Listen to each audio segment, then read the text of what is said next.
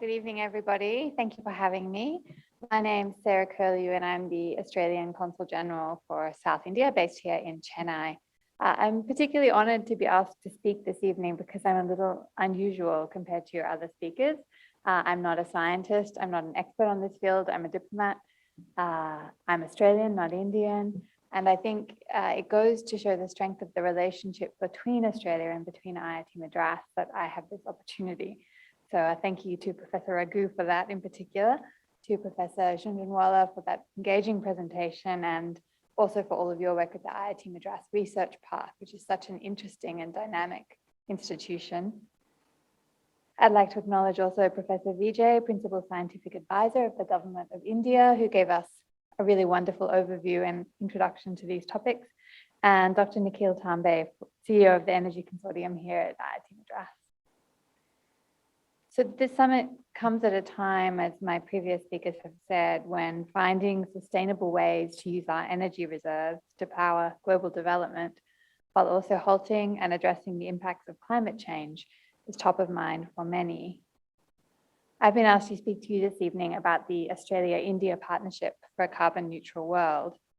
And I want to emphasize three key messages. First, Australia does have a strong domestic record of achievement in reducing our emissions and a clear plan to develop the technology to do more.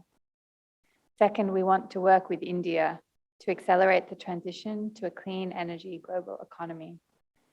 And third, that partnership can go beyond just Australia and India to support vulnerable communities around the world to meet the challenge of climate impacts, including through climate financing. So Australia's clean energy transition is happening at a world-leading rate. In 2010, we had the third most carbon-intensive electricity generation in the world. But today, we now receive more than 1/3 of our power from renewable energy. 1 in 4 houses in Australia has solar panels on the roof, with the attendant challenges that poses for our electricity grids. We have a clear domestic plan to go further.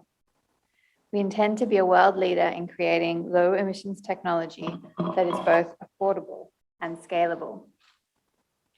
We've set priority goals under our technology investment roadmap, including we want clean hydrogen to be produced for under $2 per kilogram. We want solar electricity generation at $15 per megawatt hour and storage for firming at under $100 per megawatt hour. I'm sure there are bright minds in this room that can help us to achieve those goals. We also have a new $1 billion fund to turbocharge investment in such technologies, recognizing that there can be a gap in the market where small, complex, or technology-focused startups can be considered too risky to finance by larger institutions. The scale of the challenge we face demands a collaborative global approach. It's natural Australia and India should work on this field, given the strength already in our trade relationship on energy and resources. I think there are 3 areas in particular where we can do more. First, on critical minerals. Australia has lots of critical minerals. The challenge is to develop a supply chain that can get them into the electric vehicles and storage solutions that you're developing here. We want to have those interdependent nodes that Professor Vijay mentioned in his remarks. Second is continued linkages between our researchers. IIT Madras, I think, has 6 projects with Australian institutions under our Australia-India Strategic Research Fund, and I'm sure that there will be more. Third is alumni and diaspora links. I know that part of this conference came about because of passionate IITM alumni who wanted to give back to this institution.